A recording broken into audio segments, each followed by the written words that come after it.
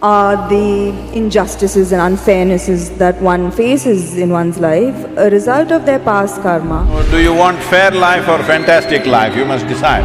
How this functions on the surface and its very core. This has been explored within you. Is there only one person or two? So this is very important, everybody settle this, fix the damn thing.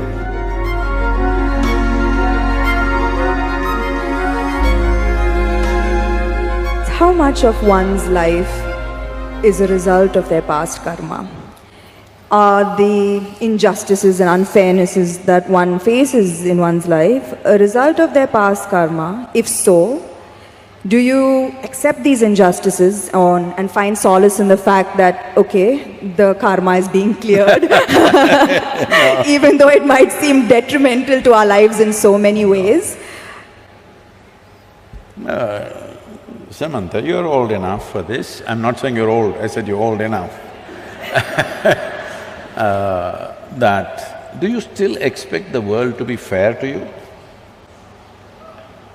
That's why I'm asking this question.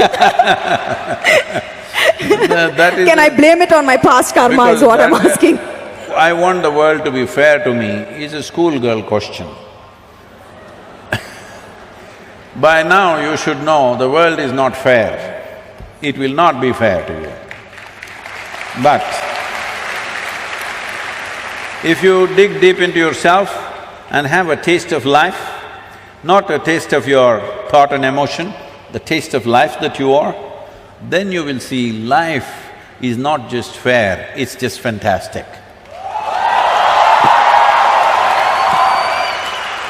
So, do you want fair life or fantastic life? You must decide. I've noticed this, that beyond the material ego, there is now suddenly a widespread… Who's this ego guy, your friend? Is all around me. And in my industry, the heights of it. So beyond the material ego, I've noticed there's now widespread spiritual ego. I've come across a lot of people who are now on a spiritual path not you, Sadhguru, who consider themselves superior to people who are not on a spiritual path.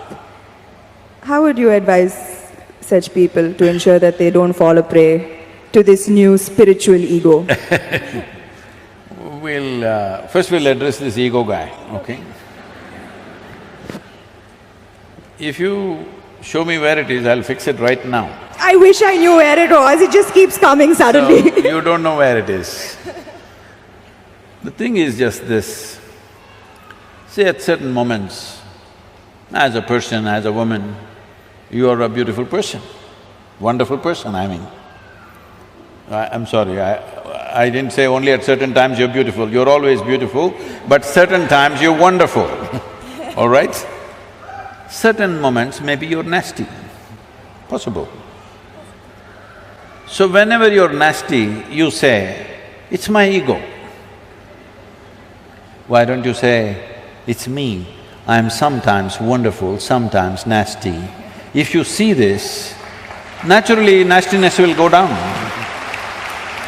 But if you say, whenever you're nasty, Mr. Ego does this, and you don't know where he is, you don't know his address or ID, nor do you know his phone number, so how do you fix this guy?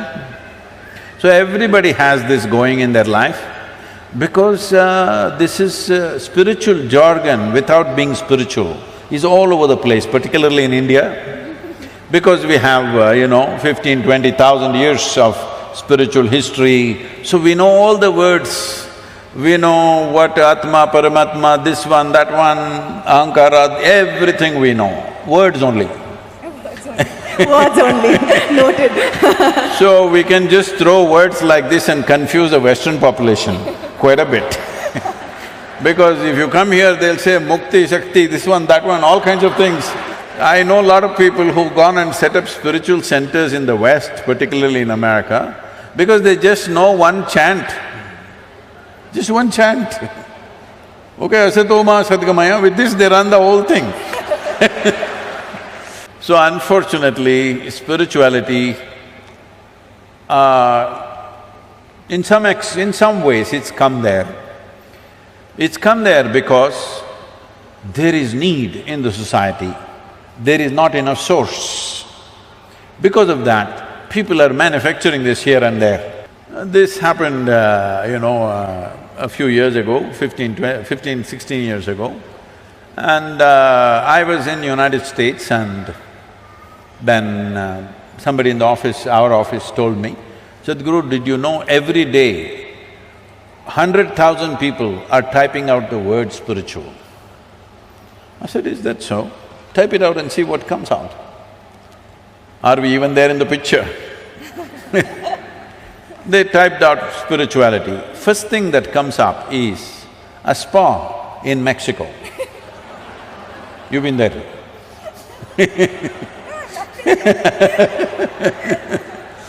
And the next thing that comes out is a call girl in Northern California. She has learnt all that SEO. For everything she says spiritual, spiritual, spiritual. 108 times she uses the word spiritual on her website. You say spiritual, she comes up, number 2. I thought this is a shame. For thousands of years, anything spiritual means people looked east. East means India, that's what it meant. So I said we must start something, a spiritual gateway, that if people say if they seek spirituality, they must look towards India. Because this is one culture which has spent maximum amount of time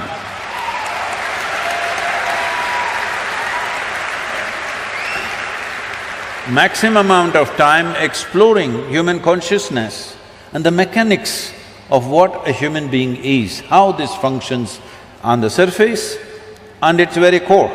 How does this function? What can we do about it? This has been explored.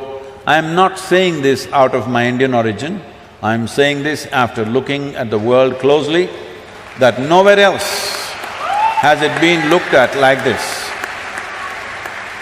So, I said, we must start a spiritual gateway, India, the spiritual gateway. I must tell you this, till about 15 years ago, I had not met a single guru in this country.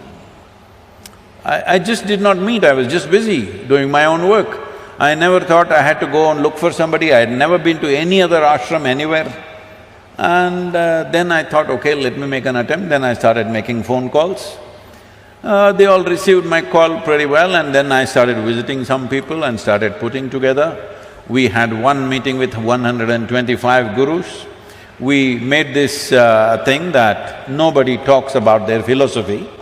You keep your philosophy, this is just a meeting. This is just about how to enhance your ashram or your yoga center, whatever you have, how to enhance the quality.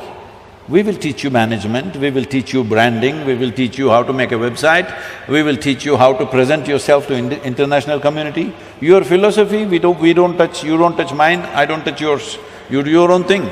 Because that is the beauty of this culture, that it can exist in hundreds of forms, thousands of forms, and it's okay with us.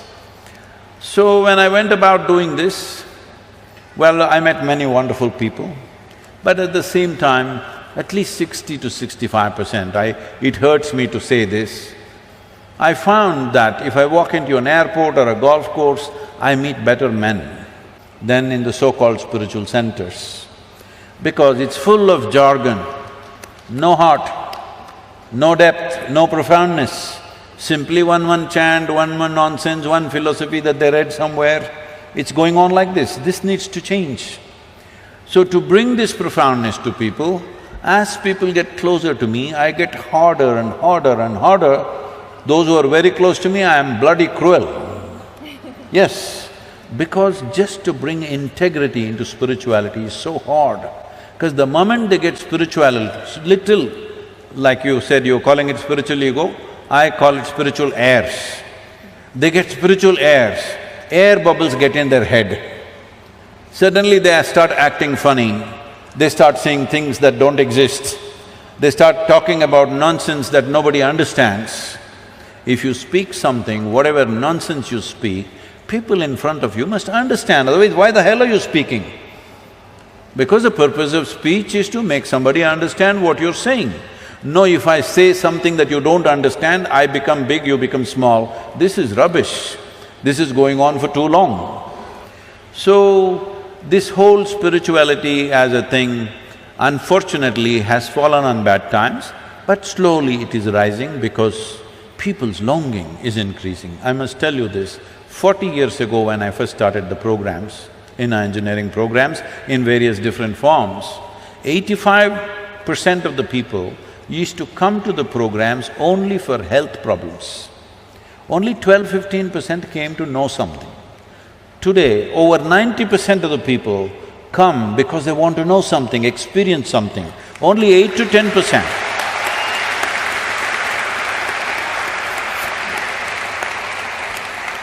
Only 8 to 10% are coming for health issues, which is a significant change in human consciousness.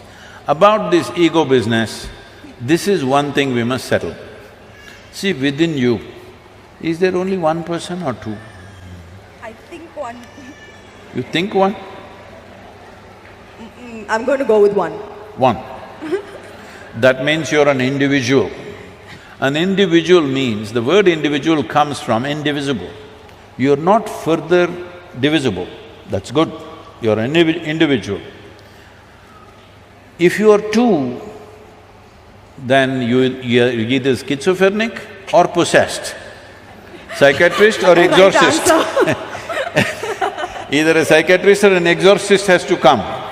So this is very important, everybody settle this, that don't talk about Atma, Paramatma, ego, this one, that one. You are an individual. What kind are you? Are you a wonderful one or a nasty one? Fix the damn thing.